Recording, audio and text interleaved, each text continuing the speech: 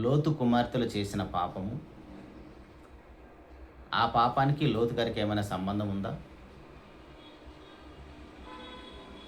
దేవుడు ఆ పాపం విషయంలో ఎలా స్పందించాడు? బైబిల్ పరిశుద్ధ గ్రంథం అయితే ఇలాంటి విషయాలను ఎందుకు దేవుడు వ్రాయించాడు? బైబిల్ దేవుడు పరిశుద్ధుడైతే ఇలాంటి వారిని ఎందుకు సమర్థిస్తాడు అనే వారికి ఈ వీడియోలో మనము లేఖన ఆధారంగా సమాధానాన్ని చూద్దాము. అందరికీ వందనాలండి. ప్రభువైన యేసుక్రీస్తు వారి నామంలో ఈరోజు ఒక మంచి విషయాన్ని మనము పరిశుద్ధ గ్రంథమైన బైబిల్లోకి వెళ్ళి ఆలోచించేద్దాము. సొదొమ గొమొర్రాల పట్టణంలో లోతు అనే ఒక నీతిమంతుడు ఉంటాడు. ఆ పట్టణాలు ఎంత భయంకరమైనవి అంటే స్త్రీ పురుషులనే భేదం లేకుండా స్త్రీలు స్త్రీలు, పురుషులు పురుషులు కూడా ఎంత భయంకరమైన కార్యక్రమాలు చేస్తున్న అలాంటి పట్టణాలను వారు చేసిన పాపం పరలోకానికి వెళ్ళటం వలన ఆ పట్టణాలను నాశనం చేయడానికి దేవుడు దేవదూతల్ని ఆ ప్రాంతానికి పంపిస్తాడు. వచ్చిన వారు దేవదూతలని తెలిసినా వారు మనిషి రూపంలో ఉన్నారు కాబట్టి వచ్చిన వారిని కూడా పాడు చేయడానికి ఆ ప్రాంతంలోని ప్రజలందరూ, స్త్రీలు పురుషులు పెద్దలు చిన్నలు అందరూ కూడా ఆ ఇల్లును చుట్టుముడతారు. నలుదిక్కల నుంచి చుట్టుముట్టేసి వారిని బయటికి పంపించి మిమ్మల్ని పాడు చేయాలని లోతును బలవంతం చేస్తారు. అలాంటి సందర్భంలో దేవుడు లోతు గారిని రక్షించి ఆ ప్రాంతాలను నాశనం చేస్తాడు. 5 ప్రాంతాలను నాశనం చేయడానికి వస్తారు. సొదొమ, గొమొర్ర, ఆద్మ, జెబోయిమి, సోయర్ అనే 5 పట్టణాలను నాశనం చేయడానికి దేవుడు పరలోకం నుంచి దేవదూతలను పంపిస్తాడు. అయితే లోతు గారు నేను సోయార్కి వెళ్తాను, నన్ను రక్షించమన్నప్పుడు ఆ ప్రాంతాన్ని విడిచిపెడతాడు.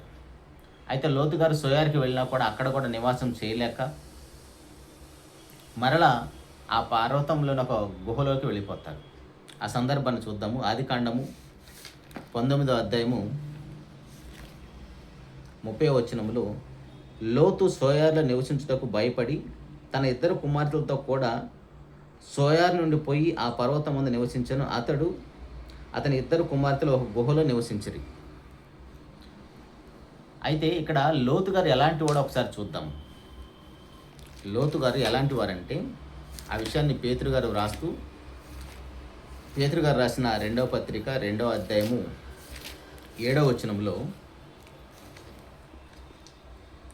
దుర్మార్గుల కామ వికారయుక్తమైన నడవడి చేత బహు బాధపడిన నీతిమంతుడకు లోతును తప్పించెను. ఆ నీతిమంతుడు వారి మధ్యన కాపురముండి తాను చూచిన వాటిని బట్టి వినిన వాటిని బట్టి వారి అక్రమమైన క్రియల విషయంలో దినదినము నీతిగల తన మనసును నొప్పించుకొనుచు వచ్చెను. అలాంటి నీతిమంతుడైన లోతు గారు అక్కడి నుంచి రక్షించబడ్డాడు. ఆ సొదొమ గొమొర్రాల పట్టణాలను అగ్ని గంధకాలతో దేవుడు కాల్చివేస్తున్నప్పుడు అక్కడి నుంచి తప్పించబడి తన భార్య పిల్లలతోటి ఆయన బయటకు వస్తాడు. భార్య మధ్యలోని ఉపస్తంభం అయిపోతుంది మనకు తెలుసు. అయితే వీళ్ళు ఆ గుహలోకి వెళ్ళిన తర్వాత కుమార్తెలు ఏమని మాట్లాడుకుంటున్నారో చూస్తే 19వ అధ్యాయం ఆదికాండం 31వ వచనంలో, ఇట్లుండగా అక్క తన చెల్లితో, మన తండ్రి ముసలివాడు, సర్వలోక మర్యాద చొప్పున మనతో పోవుటకు లోకంలో ఏ పురుషుడు లేడు. మన తండ్రికి ద్రాక్షారసము త్రాగించి అతనితో శయనించి మన తండ్రి వల్ల సంతానము కలుగు చేసుకుందాం రమ్మని చెప్పాను. ఇలాంటి భయంకరమైన ఆలోచన అసలు ఈ కుమార్తెలకు ఎందుకు వచ్చింది? అక్కడ దేవుడేమో లోతు గారి గురించి మాట్లాడుతూ వాళ్ళు చాలా మంచివాళ్ళు అని చెప్తున్నాడు, చాలా నీతిమంతుడు అని చెప్తున్నాడు. ఆ కామ వికారమైన ఆ చేష్టలను, ఆ క్రియలను, ఆ మాటలు విన్నప్పుడు దినదినము తన మనసు నొప్పించుకుంటూ ఉన్నాడని లోతు గారి గురించి దేవుడు రాయించాడు. మరి అలాంటి నీతిమంతుడైన లోతు గారి గర్భాన ఇలాంటి పిల్లలు ఎలా పుట్టారు? ఎందుకు ఇలాంటి ఆలోచన వచ్చింది వారికి? ఆ విషయం మనకు తెలియాలి. ఇక్కడ లోతు చేసిన తప్పు కానీ దేవుడు చేసిన తప్పు కానీ ఏమీ లేదు. ఆ పిల్లలు అలా చెడిపోవటానికి కారణం ఏంటో మనకు తెలియాలి. లోతు గారి కుమార్తెలు చెడిపోవటానికి కారణము ఇక్కడ లోతు గారు కానీ దేవుడు కానీ మనము ప్రశ్నించాల్సిన అవసరం లేదు. వాళ్ళు అలా ఎందుకు చెడిపోయారన్న విషయాన్ని మనం ఆలోచన చేయాలంటే ఒక చిన్న సందర్భాన్ని, ఒక ఎగ్జాంపుల్ చూద్దాం. ఎందుకంటే మనందరి చేతిలో సెల్ ఫోన్ ఉంది కదా. ఆ సెల్ ఫోన్లో మనము ఏ వీడియోలు అయితే ఇష్టంగా చూస్తామో, ఏ వీడియోలు అయితే మనం లైక్ చేస్తామో, షేర్ చేస్తామో, ఆ యూట్యూబ్ వాళ్ళు కూడా మనకు అవే పంపిస్తూ ఉంటారు. మనం ఏదైతే ఎక్కువగా చూస్తామో వాటిని పంపిస్తూ ఉంటారు. ఇది మనకు తెలుసు.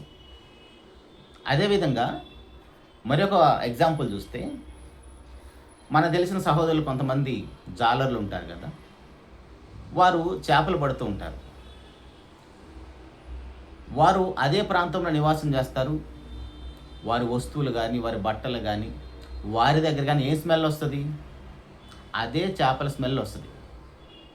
వాళ్ళ వృత్తి అది కాబట్టి మనం వాళ్ళనేమి అవమానించట్లేదు. వారు చేస్తున్న పనిని బట్టి, వారు నివాసం చేస్తున్న ఆ ప్రాంతాన్ని బట్టి, వారి సంస్కృతిని బట్టి, వారు అక్కడే నివాసం చేస్తున్నారు కాబట్టి, వారు ఎక్కడ ఉన్నా సరే అదే స్మెల్ ఒస్తుంది. మనకు కూడా తెలుసు, ఇంట్లో మనం చేపల కూర తింటే, ఆ స్మెల్ పోవటానికి మన నోటిని గానీ, మన చేతిని గానీ ఎలా శుభ్రం చేసుకుంటాము.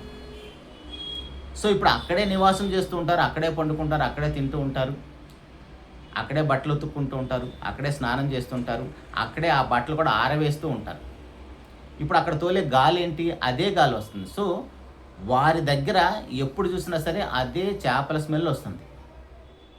మరొక సందర్భాన్ని కూడా చూద్దాం. మన ఇంట్లో నుంచి ప్రతిరోజు మనం పడేసిన చెత్త అంతా తీసుకొని వెళ్తారు కదా! ఈ చెత్త అంతా తీసుకెళ్ళి ఒక డంపింగ్ యార్డ్‌లో పడేస్తారు. ఆ చెత్త తీసుకొని పోయే వారి దగ్గర గానీ, ఆ లారీ దగ్గర గానీ ఎలాంటి స్మెల్ వస్తది? మనకు తెలుసు. ఆ దుర్గంధం వస్తుంది. సో, ఇప్పుడు ఆ డంపింగ్ యార్డ్ దగ్గర కూడా కొంతమంది ప్రజలు నివాసం చేస్తుంటారు. అక్కడే ఇల్లు కట్టుకొని ఉంటారు. వాళ్ళు అక్కడే ఉంటారు.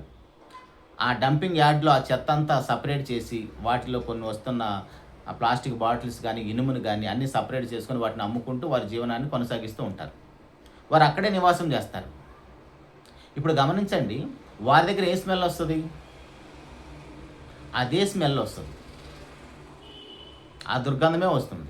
ఎందుకంటే వారు శుభ్రంగా స్నానం చేసినా, మంచి బట్టలు కట్టుకున్నా, ఉతికిన బట్టలు కట్టుకున్నా, వారి బట్టలు ఎక్కడ ఉతుక్కున్నారు? అక్కడే ఉతుక్కున్నారు. వారి బట్టలు ఎక్కడ ఆరేశారు? అక్కడే ఆరేశారు. వారు ఎక్కడ నివాసం చేస్తున్నారు? అదే ప్రాంతంలో నివాసం చేస్తున్నారు. సో, అదే విధంగా చేపలు పడుతున్న వారు ఎక్కడైతే ఉంటున్నారో, ఈ డంపింగ్ యార్డ్ దగ్గర ప్రజలు ఎక్కడైతే ఉంటున్నారో వారి దగ్గర అదే స్మెల్ వస్తుంది. సో, ఇప్పుడు ఒకసారి సొదొమ గొమొర్రాల పట్టణాలకెళ్ళి ఆలోచన చేయండి.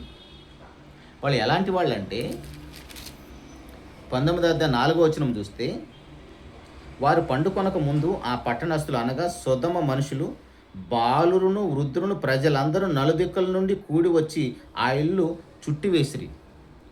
బాలురు, వృద్ధులు, ప్రజలందరూ వచ్చారంట. యాక్చువల్‌గా ఆ కార్యక్రమాలకి బాలురు, వృద్ధులు, పర్టిక్యులర్‌గా దేవుడు ఎలాంటి వారిని రాయించాడో చూడండి. ఆ కార్యక్రమంలో పాల్గొనటానికి ఇలాంటి వాళ్ళు వస్తారసల? ఆ కార్యక్రమం చేయడానికి వాళ్ళు అర్హులేనా? వాళ్ళకి ఆ సామర్థ్యం ఉంటదా?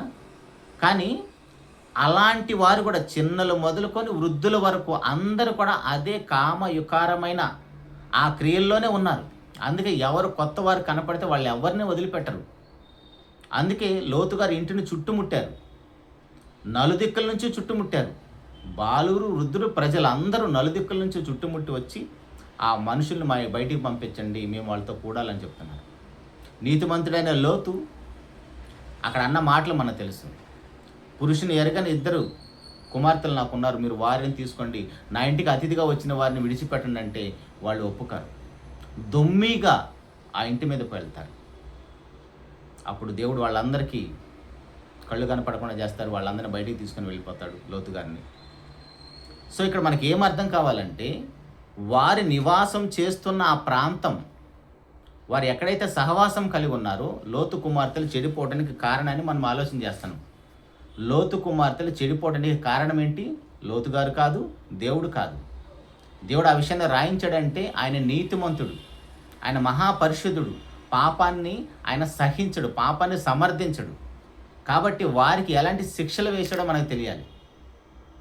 వారు అదే ప్రాంతంలో నివాసం చేస్తున్నారు కాబట్టి, ఉదయం లేచిన దగ్గర నుంచి అదే ఆలోచన, అదే క్రియలు చూస్తున్నారు కాబట్టి, చిన్నప్పటి నుంచి వాళ్ళు అలాంటి మాటలు విని అలాంటి సహవాసంలో ఉన్నారు కాబట్టి, వాళ్ళకి తెలియకుండానే అలాంటి క్రియలకు తన పిల్లలు కూడా ప్రభావితం చేయబడ్డారు.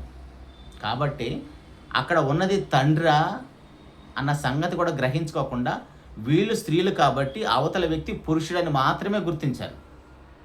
వీళ్ళు స్త్రీలు కాబట్టి వాళ్ళకి పిల్లలు కనటానికి ఇంకొక పురుషుడు కావాలి. ఆయన తండ్రా, అన్న, తమ్ముడు సంబంధం లేదు. కాబట్టి అక్క తన చెల్లితోటి, మనము మన తండ్రితో పోయి అతనితో శయనించి మనం బిడ్డలను కందాము. ఎందుకంటే సర్వలోక మర్యాద చొప్పున మనతో ఉండుటకు పురుషుడు లేడు. అంటే అంత భయంకరమైన ఆలోచనలకు ఎందుకు వెళ్ళిపోయారు వాళ్ళు? వాళ్ళు అలాంటి వారితో సహవాసం చేస్తున్నారు. సహవాసం అనేది ఎంత ప్రమాదకరమైనదో చూడండి. అందుకే సహవాసం మిస్ అయితే ఎంత ప్రమాదమో గమనించాలి. చాలామంది మనలో చర్చిలకి వెళ్ళటం మానేస్తూ ఉంటారు. ఒక వారం వెళ్తారు, 2 వారాలు వెళ్తారు, తర్వాత 2, 3 వారాలు మానేస్తారు. ఆ 2, 3 వారాలు మానేయటం వలన మరలా 4వ వారం, 5వ వారం వెళ్ళటానికి ఇష్టపడరు. మనం ఒక కుంపట్లో ఉన్నంత కాలం మనం వెలుగుతూ ఉంటాం. కుంపట్లోంచి బయటకు వస్తే మనం ఆరిపోతాం. అదంతా మనకు తెలుసు. అదేవిధంగా సహవాసం అనేది చాలా ఇంపార్టెంట్. ఆ దినము సమీపించటం మీరు చూసిన కొలది మరి ఎక్కువగా మీరు కూడుకోవాలి, సమాజంగా కూడాలని హెబ్రీ గ్రంథకర్త రాస్తాడు మనకు తెలుసు. అయితే ఒకసారి ఆలోచన చేయండి. అక్కడ సొదొమ గుమరాల పట్టణాల గురించి ఆలోచన చేశాం కదా. ఇప్పుడు మన పరిస్థితి ఏంటి? మన ఇంటిలో మన పిల్లలు ఎలా ఉన్నారు? మన ఇంటిలో మన పిల్లలు ఎలా ఉన్నారు? ఇప్పుడు లోతు గారిని ప్రశ్నించడం, వారి మీద నిందలు వేయటం పక్కన పెట్టేస్తే, ఇప్పుడు మనకి దేవుడు గర్భఫలాలను ఇచ్చాడు కదా. ఆ గర్భఫలాల పరిస్థితి ఏంటి? మన పిల్లలను మనం దేవుని కోసం పెంచగలుగుతున్నామా? పరిశుద్ధులుగా ఉంటున్నారా? అసలు మనము పరిశుద్ధులుగా ఉన్నామా? లోతు గారు అంత నీతిమంతుడిగా ఉంటేనే తన పిల్లలు అలా భ్రష్టత్వంలోకి వెళ్ళిపోయారు. ఇప్పుడు మన పిల్లల పరిస్థితి ఏంటి? లేదండి, మా పిల్లలు మేము ప్రతి ఆదివారం సండే స్కూల్కి పంపిస్తున్నాం, లేదు యూత్ మీటింగ్ పంపిస్తున్నాం, ప్రతిరోజు బైబిల్ చదువుతారు, ప్రార్థన చేస్తారు. చెయ్యొచ్చు కానీ మన పిల్లల యొక్క అంతరంగ స్వభావం, అంతరంగంలో ఏముందో మనకు తెలుసా? వారు ఒంటరిగా ఉన్నప్పుడు ఏమి వింటున్నారు, ఏమి చూస్తున్నారో మనకు తెలుసా? ఏమో రేపు బయటికి వెళ్ళిన తర్వాత మన పిల్లలే వేరే వాళ్ళ పిల్లలు పాడు చేస్తారేమో, అది మనకేమైనా తెలుసా? ఎందుకంటే మనము ఎలాంటి సొసైటీలో ఉన్నామో, ఎలాంటి సంస్కృతిలో ఉన్నామో మనకు తెలియనిదేమీ కాదు. మన చేతిలో ఉన్న సెల్ ఫోన్ ఉదయం లేచిన దగ్గర నుంచి ఎంత అశ్లీలమైన మాటలు వింటామో, ఎలాంటి అశ్లీలమైన వీడియోలు వస్తాయో మనకు తెలియనిది ఏమి కాదు. యూట్యూబ్ ఆన్ చేసినా, ఫేస్బుక్ ఆన్ చేసినా, ఇన్స్టాగ్రామ్ ఆన్ చేసినా, ఏది ఆన్ చేసినా మొత్తం ఎలాంటివి వస్తాయి? ఏదైనా మంచి విషయం జరుగుతుంది అనుకోండి, ఒక మంచి వీడియో కానీ ఒక కంటెంట్ కానీ కనపడింది, అక్కడ ఆగుతామా? అక్కడ ఆగలేము. ఒక బూత్ కానీ ఒక చెడు మాట కానీ మన చెవిని పడితే అక్కడ ఆగుతాం. అంటే ఇది మన పిల్లల మీద ప్రభావం చూపించదా? మన ఇంట్లో ఉన్న టీవీ లేదా బయట సినిమా ప్రపంచం వీటన్నిటిలో ఏం చూపిస్తుంది సమాజానికి? మొత్తం అశ్లీలమే కదా. మరి ఇలాంటి సమాజంలో ఉన్న మన పిల్లల పరిస్థితి ఏంటి? బైబిల్లో లోతు గారి పిల్లలా చెడిపోయారని పదే మనం లోతు గారి మీద నిందలు వేస్తూ ఉంటాం. అది తప్పే. దానికోసం దేవుడు వారికి వేసిన శిక్షణ ఒకసారి మనం చూస్తే, ద్వితీయోపదేశకాండము 23వ అధ్యాయము 3వ వచనములో, లోతు గారి కుమార్తెలకు దేవుడు వేసిన శిక్ష ఏంటంటే, అమ్మోనీయుడే కానీ మోయాబీయుడే కానీ యెహోవా సమాజంలో చేరకూడదు. వారిలో 10వ తరము వారెవరైనాను ఎన్నడూను యెహోవా సమాజ మందిరంలో చేరకూడదు. అమ్మోనీయులు, మోయాబీయులు అంటే లోతు గారి కుమార్తెల ద్వారా వచ్చిన వారు. అంటే వారిలో 10వ తరము వారికి కూడా దేవుని సమాజంలో చేరటానికి దేవుడు వారికి పర్మిషన్ ఇవ్వలేదు. ఇప్పుడు పరిశుద్ధుడైన దేవుడు, పరిశుద్ధ గ్రంథమైన బైబిల్లో వారిని దేవుడు సమర్థించాడా? శపించాడంటే శపించాడు. పాపాన్ని దేవుడు సహించాడు. ఎందుకంటే ఈయన మహాపరిశుద్ధుడు. ఆయన పిల్లలైన వారు కూడా పరిశుద్ధులుగా, నిర్దోషులుగా ఉండాలని దేవుడు జగత్తు పునాది వేయబడక మునిపే మనల్ని అందరినీ కూడా ప్రభువైన యేసుక్రీస్తు వల్ల ఏర్పరచుకున్నాడు. అలా ఏర్పరచబడిన మనము ఎలాంటి సమాజంలో ఉన్నాము? ఇలా పాడైపోయిన సమాజంలో. లోతు గారు ఎలాంటి సమాజంలో ఉన్నామో నేడు మనం కూడా అలాంటి సమాజంలోనే ఉన్నాము. కాబట్టి అలాంటి సమాజంలో ఉన్న మనము కానీ మన పిల్లలు కానీ కాపాడుకోవాలంటే మనం ఏం చేయాలి? మన పిల్లల్ని ప్రతి క్షణము కంటికి రెప్పలా కాపాడుకోవాలి. వారి క్రియలు, వారి యొక్క మాటలు, వారి యొక్క చేష్టలు, వారు ఏం చూస్తున్నారు, ఏం వింటున్నారు, ఎవరితో సహవాసం కలిగి ఉన్నారు, అది ప్రతి క్షణము మన బిడ్డల కంటికి రెప్పలా కాపాడుకోలేకపోతే రేపు మనము మన పిల్లలు అందరము కూడా పాతాళానికి వెళ్ళిపోయే ప్రమాదం ఉంది. లోతు గారు నీతిమంతుడే, కానీ తన పిల్లలు చెడిపోవటం వలన తన తండ్రిని కూడా వాళ్ళు భ్రష్టు పట్టించారు. ఇప్పుడు మనం ఒక్కరమే మంచిగా ఉన్నంత మాత్రాన మన పిల్లలు మంచిగా ఉంటారు, పరిశుద్ధులుగా ఉంటారనడానికి గ్యారంటీ లేదు. మన బిడ్డల్ని కంటికి రెప్పలా మనం కాపాడుకుంటేనే మన బిడ్డలు మనం పరలోకానికి వెళ్ళగలం.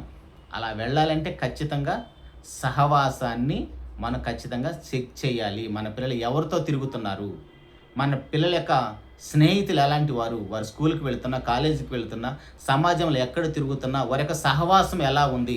పరిశుద్ధులతోనే ఉన్నామనుకోండి ఖచ్చితంగా పరిశుద్ధమైన ఆలోచనలొస్తాయి.